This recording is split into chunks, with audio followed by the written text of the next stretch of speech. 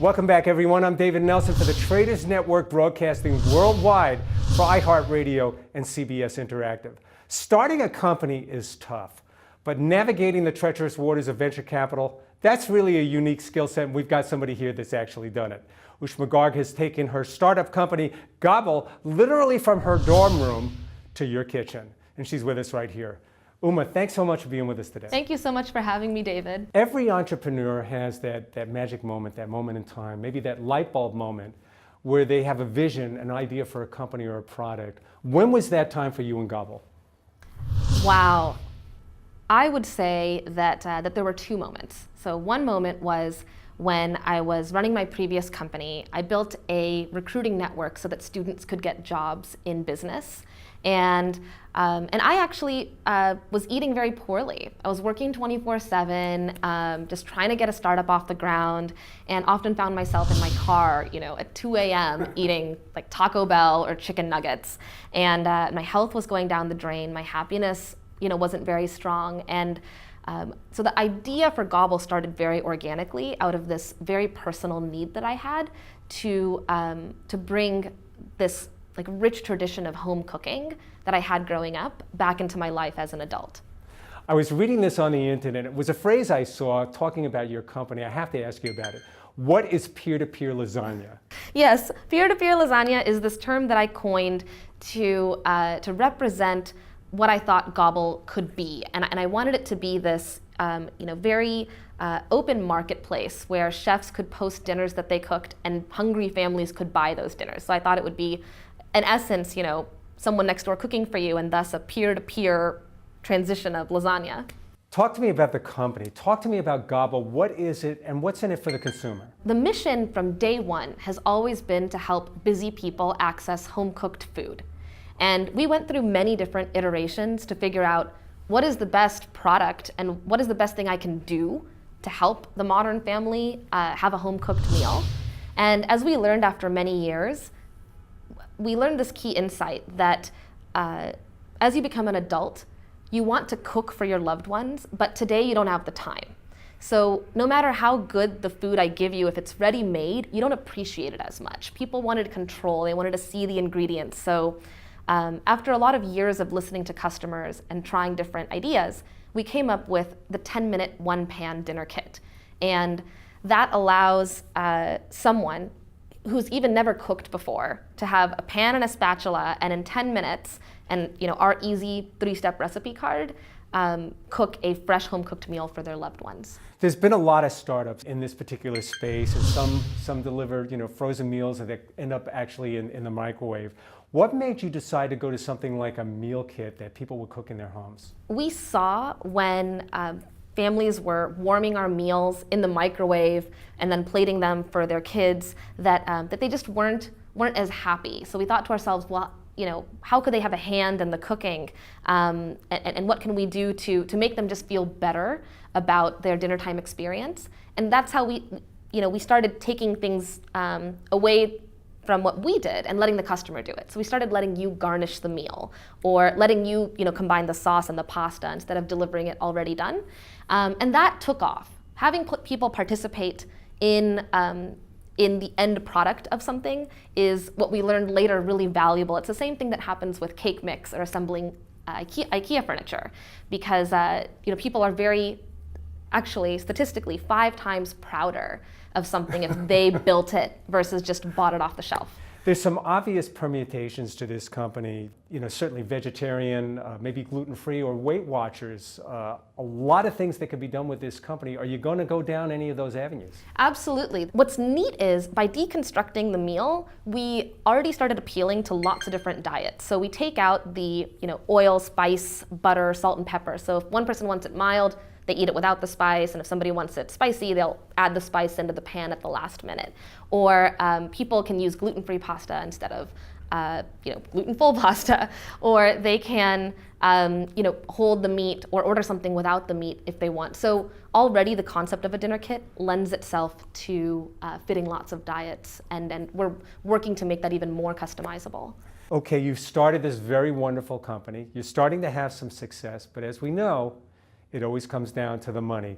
Talk to us about that. Talk to us about the early rounds of financing when you got this started. I've been through a lot of moments where it's been very hard to raise money, but Gobble's seed round was the right idea at the right time. I didn't know that. I was very hungry, and I posted an ad on Craigslist looking for chefs. Got 70 responses, started meeting them and putting together a calendar of what meals they could make each day and selling that to my friends. And that very quickly became a strong proof of concept that after 2 months, I took to angel investors all over Silicon Valley, and in the matter of weeks raised $1.2 million for this idea. 1.2 million. Yes. I recently read that you actually raised as much as 11 million in a Series A funding. I want you to hold it right there because I'm going to take a short commercial break. And when we come back, we're going to talk more with Ooshma about where she's taking this exciting company. We're going to delve into the finances and where she's taking the company next. I'm David Nelson for the Traders Network. We'll be right back. Welcome back. I'm David Nelson for the Traders Network. If you're just joining, we've been sitting here with the CEO of Gobble, Ooshma Garg, discussing her very exciting young company. We've gotten through some of the broad strokes, but now I'd like to discuss some of the finer details and talk about the financing. Ooshma, I want to dive right in here. You are obviously in the right place at the right time. You started off this company with 1.2 million in financing. You've recently raised as much as 11 million in a Series A financing round. Talk to us about that and how you got started. Well, first of all, raising Series A is very difficult, and I've tried to do so with multiple versions of Gobble. And as it should be, we were able to raise this wonderful round of funding with the product that is really taking off and the product that's right for families today. And so we received that money from folks who are veterans in the consumer and the food and beverage industry. Can you talk about a few of those people, who they are? Absolutely. One of them is Trinity Ventures. They are one of the original backers of Starbucks, an investor in Pinkberry and Bulletproof Coffee. And then another firm is Andreessen Horowitz, who has a long track record of investments in successful consumer and enterprise companies. Starting up a company is great, but how many states are you in right now? We have a large operation in the Bay Area that's able to serve 7 states on the West Coast. So we serve California, Washington, and Oregon, and really have covered that entire region. What does it take to manage a company as it's growing like this? What about the logistics here? How complicated is that? In our estimation, to cover the entire country, you need 3 to 4 large fulfillment centers. That's it? For the shipping of it. And then in our case, you need commercial kitchen facilities and a very large staff of dishwashers, cooks, prep cooks, and chefs to actually prep the dinner kits. We're here on the East Coast, right here in New York City, and this is where I live. Are you planning on rolling anything out here, so that maybe I can go to the store and use your product? Yes, we are. I hope you can buy it in a few months. We've been doing some pilot testing on the East Coast, and we're just now figuring out the right, long-term home for Gobble here. All right, every entrepreneur has its set of challenges, and I'm sure there were a series of milestones that Gobble had to go through to get to the point where it is today. Let's talk about that. Our first milestone was establishing a proof of concept, which was just showing in some way, whether it's a survey or through some sales, that we had some legs to our idea. And that milestone was followed by our seed funding, which would be our second milestone. Then I would say that the milestone after that is really assembling the right team for success. So we hired Chris Woodford, who's our lead engineer. He built algorithms to help evacuate people from emergency scenarios via helicopter, bus, ship, plane, whatever, to get you to the hospital. So he's behind a lot of the data engineering in the company.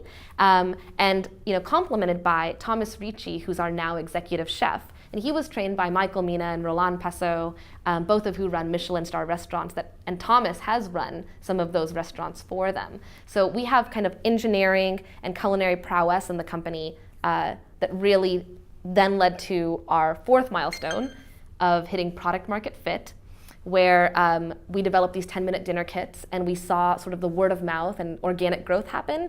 And finally reached our final milestone to date, which was our venture round of $11 million last October.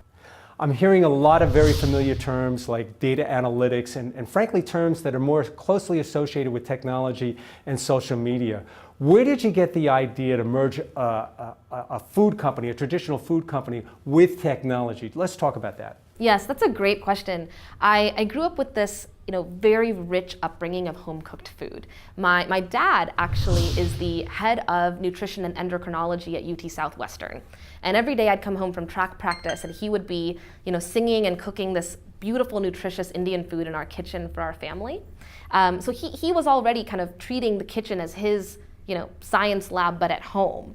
And I was always very math, science, and engineering focused. So it was combining my way of thinking with my definition of family and something that was very important to me in life. So to me, it's natural, and I think just applying that engineering perspective to food can really go far. In the same way that Pandora and Netflix know what kind of movies or songs you like, and they get better and better over time, I think that Gobble can understand your tastes better and better over time, so that on any given night we know exactly what you would like to eat based on what you ate yesterday and the day before. You want to know what I want to eat. Yeah, exactly. And I think I could predict that.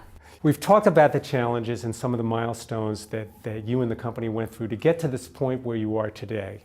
But there's going to be challenges in the future. Are you worried about other companies looking at your success, and are you worried about copycats? Absolutely, absolutely. I think entrepreneurs work so hard, just day and night on their passion and their idea. And the funny thing is, I thought that that's where it ended. I thought that if you invented something brand new that changed people's lives, that was it. That was amazing. Recently, I've learned that if you do that and if you are successful, other businesses want to adapt and want to have a piece of the success. And so I think that you were right. The next challenge we have ahead really is being the best at our own idea. And even though there's going to be copycats, staying creative and innovative and making sure that the same DNA that produced this idea will produce many more to come and keep us as the lead innovator in the food industry. Anything else on the horizon? We make dinner time easy for families, and so we'd like to apply that to breakfast and lunch and snack time, and then hopefully other activities in your household. So I think we just want to be the brand that helps make family time easy. Okay, well, you're certainly doing that. Ooshma, thanks so much for being with us today. Thanks, David. It was great. And thank you for joining. By the way, a quick thank you goes out to 1-800-Public Relations for all the PR and media support. Thanks again for joining. I'm David Nelson for the Traders Network.